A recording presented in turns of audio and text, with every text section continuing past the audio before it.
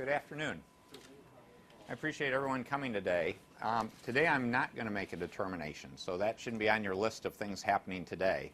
What I am planning to do is walk through my observations after reviewing the report, because I think there are a number of important things I want to share. And one of the issues I've seen in the past as we come to issues like this is sometimes we tend to just skip to the conclusion and make sure we don't emphasize what are the facts and make sure we all have the same facts. To start with, I'm not just going to dive into a bunch of financial numbers. You might expect that from the CPA here. But I don't believe that's the right answer, because too often people are jumping right to the numbers and sort of looking for who to blame for all this. And we shouldn't be spending any time on the blame question.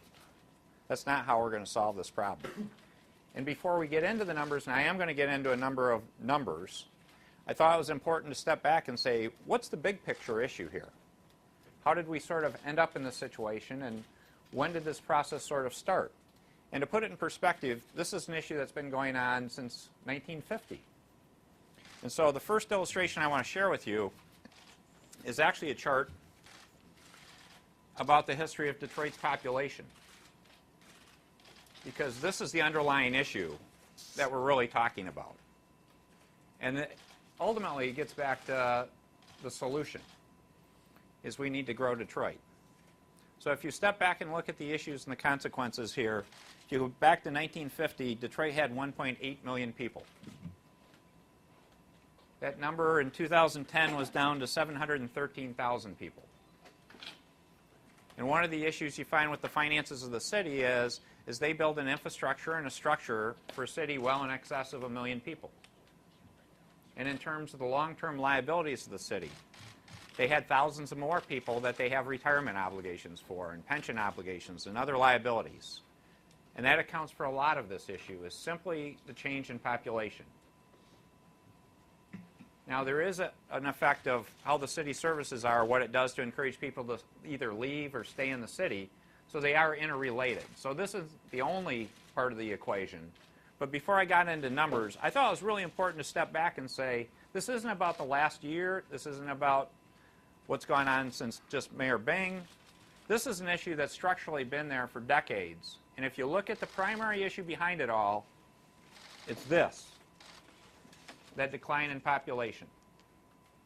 So with that, let me get started in walking through some of the numbers.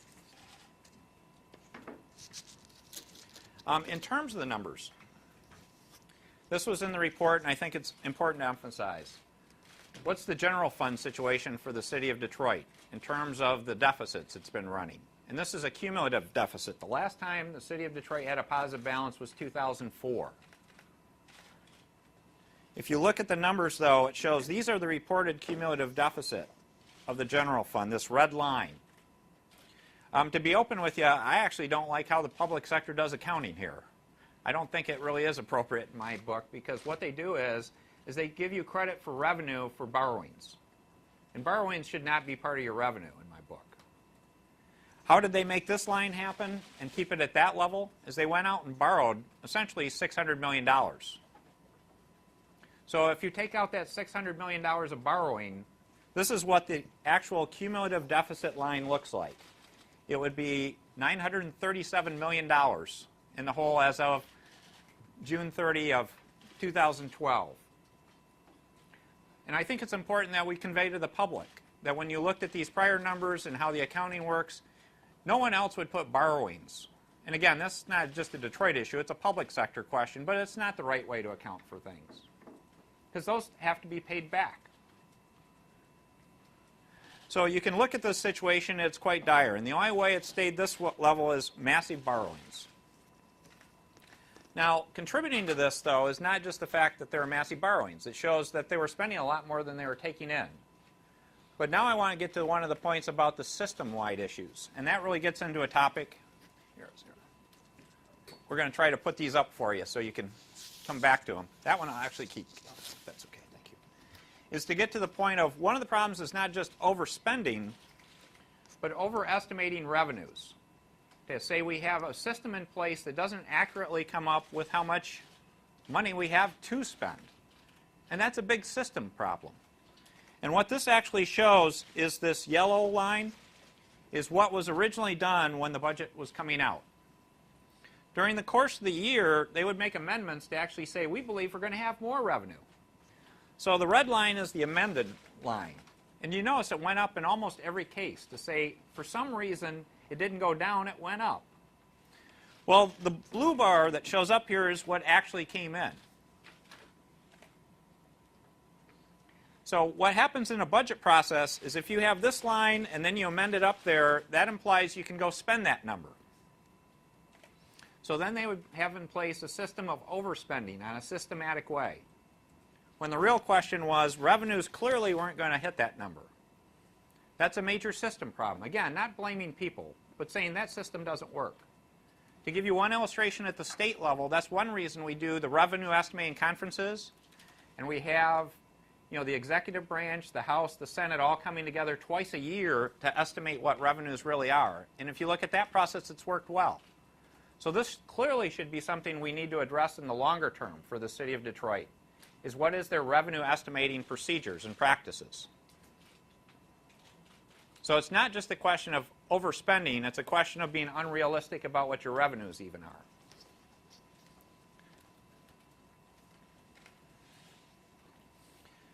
Now the next one I'm going to share with you is something that I actually asked the review team to add to the report. One of the questions is not just the short-term cash crisis, but to look at the long-term liability issue.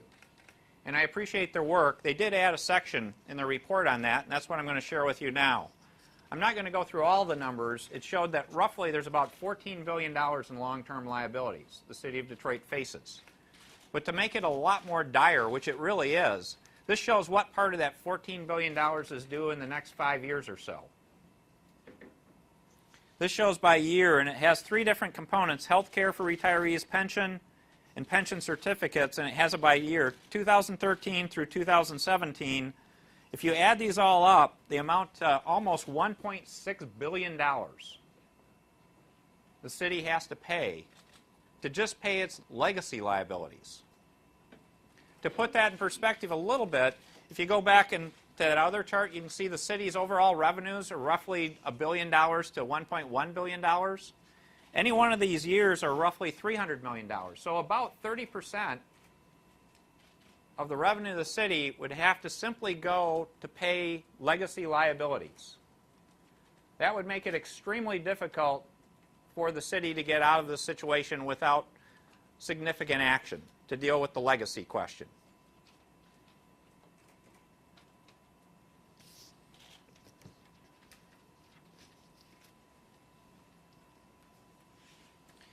So those are all very significant issues. A couple more I mentioned, and I made some reference to them. One is essentially what is the environment in terms of not just liabilities, the cash situation, but there are some systemic problems. The revenue estimating is one, but also the report talks about issues with the charter. It talks about the organizational structure of the city.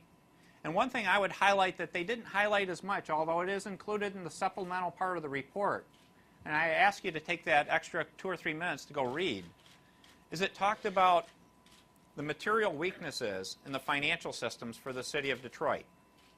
Because it talks about how they can't close the books even. It talks about how their information technology system doesn't work. Because part of this issue is, if you're solving problems like this, you need to know what the problems are. And you need to know that information in a timely fashion. And these are right out of the audit report for the City of Detroit, material weaknesses that they recopied and put in the report. But I think it's something that really should be highlighted to say, this is a case where there needs to be a much better system if these problems are really to be solved. So if you look at, these are very challenging problems. And again, I'm not making a determination today. What I did want to spend a couple minutes are talking about what are some of the goals that need to come out of this.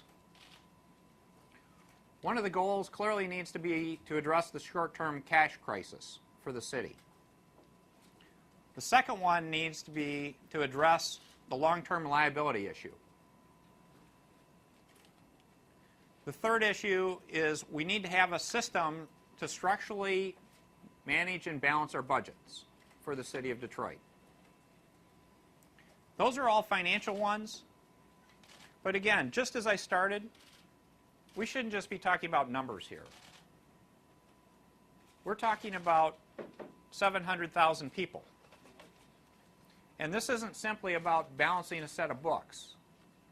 This needs to be fundamentally about improved services to citizens, to real people. Because if you step back and look at it, the citizens of Detroit deserve better police protection. There's too much crime in the city. They deserve better fire protection, EMS, transit, trash, streetlights. The list goes on. And so the context of doing all this, we always need to remember that the numbers are a guide and a report on what resources we have available, but ultimately it needs to translate back into real people. And so that's where I wanted to bring this chart back again. So I talked about some of the goals from a financial point of view, but also from services. But there needs to be an overriding strategic goal. An overriding strategic goal for the city of Detroit is back to this. We need to grow the city of Detroit. That's the long-term answer here. And it's going to be really hard. So I have one more chart I'm going to share with you to let you know it's not like we're starting at even. We're starting at a disadvantage. And let me share that with you. And I want to thank Data Driven Detroit for these last two on population. Here's one they shared with me sometime last year. And this has a lot more, so I'll summarize it because you can see the trend, basically. This is by age group, the change in population between the year 2000 and 2010. The average was 25%. That was the drop in population from 2000 to 2010. But this breaks it down by age groups. And you can see what this chart looks like. This is youngest to oldest. Young people, age 0 to 4, 34% decline, 5 to 9, 47% decline, 10 to 14, 36% decline. And if you think about it, we may have gone down at 25%, but if you're losing these age groups at that rate, there's a risk of having the decline grow even larger as a percentage because we're losing the young people. So I want to make sure people understand how difficult this is going to be. The point I would make to you is it's solvable in my view. But one of the key things that I ask everyone to think about and how I started is the solution to this problem is not going to be by people fighting with one another or blaming one another. This has to be a case where, you know my phrase, this has to be an exercise in relentless positive action. Because ask yourself the question, who's going to want to stay in the city of Detroit? Who's going to want to move to Detroit if all they hear are fighting and blame? Where if there's people coming together to work together to solve problems together, because it's about solutions and not who gets credit, that's when people can say, I want to stay in Detroit, I want to move to Detroit. And that's, again, one of the reasons why I'm not just here to tell people answers today, but let's have a discussion about the facts and where we're at and what we need to do. So with that, that would be my hope. What I'll just close with before I open it up for questions is to let you know I do have a responsibility to make a determination. That will most likely be at least another week. And again, we'll give you notice as to how we're doing this in a very open fashion. But again, I want to set expectations because the real process is, to the degree you have questions on that, I'm happy to walk through it. But I need to make a determination, and based on that, then there's a 10-day appeal process potentially. And then there's a confirmation of whatever decision I make. So this is a process that still could take, several weeks to get through before there's a firm conclusion.